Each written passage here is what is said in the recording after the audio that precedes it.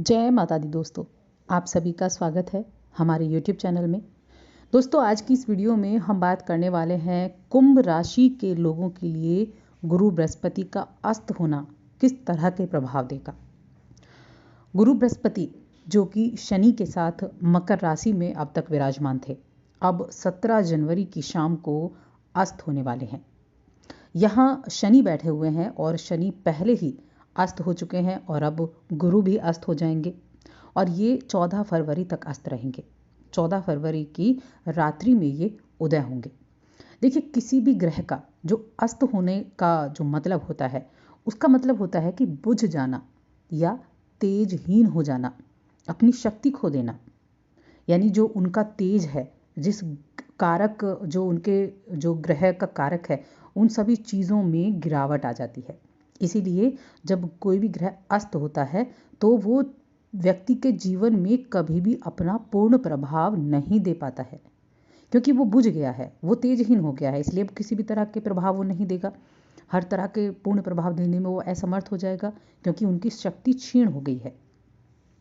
तो अब जब ये 17 जनवरी से 14 फरवरी तक गुरु अस्त होने वाले हैं, तो कुंभ राशि के लोगों के लिए किस तरह के प्रभाव डालेंगे, क्योंकि आपकी राशि के जो स्वामी हैं शनि, वो भी गुरु के साथ बैठे हुए, वो भी अस्त स्थिति में ही है। तो उनका किस तरह का प्रभाव होगा, चलिए वीडियो को विस्तार से देखते हैं। लेकिन आगे बढ़ने से पहले आपसे छोटा सा निवेदन है कि यदि आप चैनल पर पहली बार आए हैं तो चैनल को ज़रूर सब्सक्राइब कर लें और जुड़ जाएं हमारे चैनल के साथ। यहाँ आपको समय समय पर सभी प्रकार की जानकारियाँ प्राप्त होती रहेंगी। दोस्तों, जब भी गुरु अस्त होते हैं तो इसका जो सीधा असर व्यक्तियों पर दिखाई पड़ता है, हमारी पृथ्वी पर दिखाई पड़ता है। और गुरु जो हैं, ये देखिए हमारे जीवन में आर्थिक समृद्धि के कारक ग्रह माने जाते हैं, धन के कारक ग्रह माने जाते हैं। धार्मिक गुरुओं, कथावाचकों, शिक्षाविदों, ब्राह्मणों, यज्ञकर्ताओं के लिए गुरु का अस्त होना बिल्कुल भी शुभ नहीं है, क्योंकि ये गुरु की श्रेणी में आते हैं। इसीलिए इनके लिए तो गुरु का अस्त होना बिल्कुल भी अच्छा नहीं है।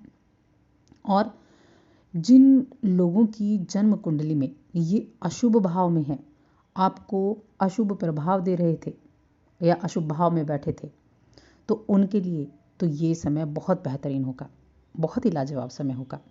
क्योंकि ये ऐसा समय होगा कि जब आप अपने नुकसान की भरपाई कर पाएंगे। और जिनके लिए ये शुभ भाव में गोचर कर रहे थे, जिनको अभी तक गुरु से बहुत अच्छे लाभ देखने को मिल रहे थे, उन्हें अपने कार्य में अब बाधाओं का सामना करना पड़ेगा, क्योंकि वो तेजहीन हो चुके हैं। अब धनु और मीन राशि के स्वामी हैं गुरु, और हमेशा जब भी कर्क राशि में जाएंगे उच्च के माने जाएंगे, और मकर राशि में जब भी होते हैं तो नीच के होते हैं।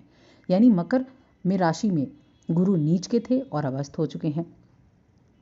कुंभ राशि वाले लोगों के लिए ये किस भाव में बैठे थे? देखिए, कुंभ राशि वाले लोगों के लिए इनका जो आगमन था 12वें भाव में था। और 12वां भाव जो होता है, ये होता है हमारे खर्चे का भाव, हमारी हानि का भाव, ये भाव कहलाता है। तो अब यहाँ कहीं ना कहीं से देखो, बहुत से लोगों के लिए जो शनि थे और गुरु थे, उनका प्रभाव अच्छा था, लेकिन कुछ लोगों के लिए ये गुरु का प्रभाव धन में हानि कराने वाला था, खर्चे बढ़ाने वाला था। किसी ना किसी तरह से, कहीं ना कहीं से खर्चे आ ही जा रहे थे, या काम बन ही नहीं पा रहे थे, काम बिगड़े ही जा रहे थे। ऐसे में शनि भी आपके खर्चों को बढ़ा रहा था, तो शनि भी अस्त हो चुके हैं, तो उनका भी प्रभाव आपके लिए अच्छा होगा, खर्चे एकदम से रुक जाएंगे। अब गुरु का भी अस्त होना बहुत अच्छा कहा जाएगा कुंभ राशि के लोगों के लिए, क्योंकि यहाँ आप अपनी जो आपकी आय है उसको संचित कर पाएंगे, अपने पैसों को आप जोड़ पाएंगे। जो व्यर्थ के खर्चे थे, उन सभी व्यर्थ के खर्चों में कमी आ जाएगी। यानी जो आपने पिछले कुछ महीनों में, पिछले महीने में आपने जो खर्चे किए, उनमें अचानक से कमी देखने को मिलेगी। अपने बजट को आप बड़े अच्छे तरीके से तैयार कर पाएंगे। इसके अलावा परिवार में अगर विवाद चल रहा था, तो वो विवाद भी अब समाप्त हो जाएगा।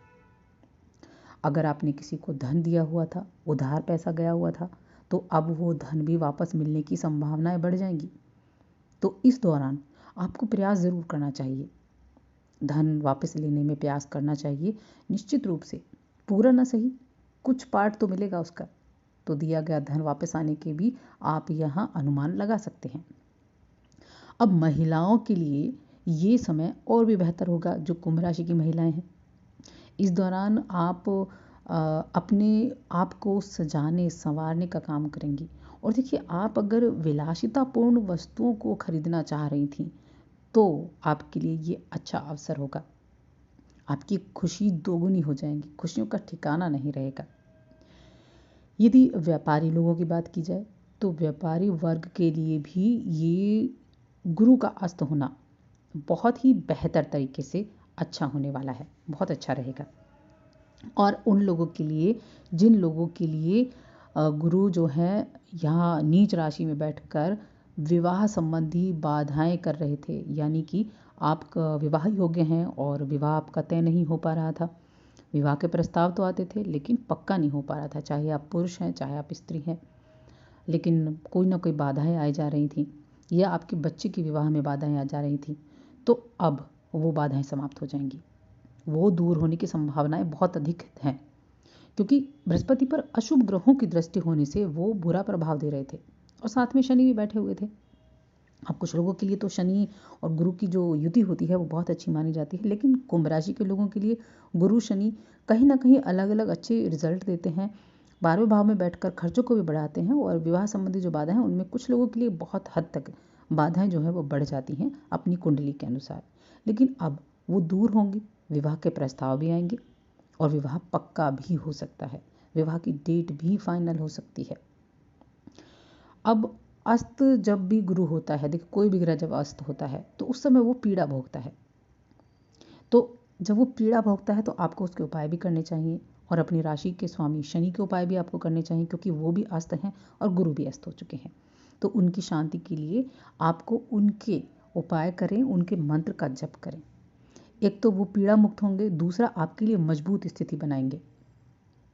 तो ऐसे में कुछ बृहस्पति का मंत्र आप बोल सकते हैं, या फिर आप शनि के मंत्र का भी जप कर सकते हैं, ओम शनि शनिश्चराय नमः इस मंत्र का। और गुरु बृहस्पति के निमित्त आप कुछ दान जरूर करें। दान क्या होते हैं, जैसे पीला अनाज दान करना, पीला वस्त्र दान करना, पीले फल दान करना, शहद का दान करना, धार्मिक पुस्तकें दान करना। इन चीज़ों के में से किसी भी चीज़ का अगर आप दान करते हैं, उनकी पीड़ा कम होगी और उनका जो प्रभाव है वो आपके लिए आगे जब गुरु उदय होंगे तब भी आपके लिए बहुत हद तक आरामदायक रहेगा। इसी तरह से शनि के उपाय आप कर सकते हैं, गरीब की सेवा करना, अंधे व्यक्ति की सेवा करना, गरीब व्यक्ति की सेवा करना, बीमार व्यक्ति की सेवा करना, उनको दवाई देना, इस तरह की सेवा आप कर सकते हैं। उससे शनि भी आपका बलवान होगा और शनि के रिजल्ट भी आपको अच्छे देखने को मिलेंगे। देखिए, कोई भी अच्छा कर्म हो, जब आप अच्छे कर्म करते हैं तो उनका रिजल्ट आपको अब न सही आगे देखने को ज़रूर मिलता है। तो दोस्तों, और अधिक ऐसी जानकारियों के लिए चैनल को सब्सक्राइब कर लें और हमारी इस वीडियो को ज़्यादा से ज़्यादा लाइक करें, शेयर करें।